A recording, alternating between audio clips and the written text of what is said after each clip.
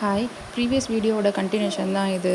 இதோட சைடு எஃபெக்ட்னு பார்த்தா, அந்த இன்ஜெக்ஷன் போட்ட இடத்துல அப்ளை பண்ண கொஞ்ச நேரத்திலே ரெட்டிஷ்ஷாக மாறிடுச்சு. ஸோ இது ரொம்ப நான் பயந்துட்டேன் பார்த்ததும். நான் டாக்டர்கிட்ட விசாரித்தப்போ ஜஸ்ட் பிளட் ஃப்ளோ தான், ஒன்றும் ப்ராப்ளம் கிடையாது. இன்கேஸ் இரிட்டேஷன் இருக்குது, உடம்புல வேறு எங்கேயாவது ஸ்ப்ரெட் ஆகுதுன்னா மட்டும் ஆயின்மெண்ட் உடனே ஸ்டாப் பண்ணிவிடுங்கன்னு சொன்னாங்க. பட் தேங்க் காட் அந்த மாதிரி என் பையனுக்கு எதுவும் ஆகலை. இங்கே நான் கிளாரிஃபிகேஷன் கொடுக்கணும்னு நினைக்கிறேன். ஒரு சோஷியல் பிளாட்ஃபார்மில் ஒரு விஷயத்தை ஷேர் பண்ணுறோம் அப்படின்னா, அது ஜஸ்ட் லைக் தட் கண்டென்ட்காக மட்டும் இல்லை, அதில் நான் கொஞ்சம் ரெஸ்பான்சிபிளாக இருக்கணும்னு நினைக்கிறேன்.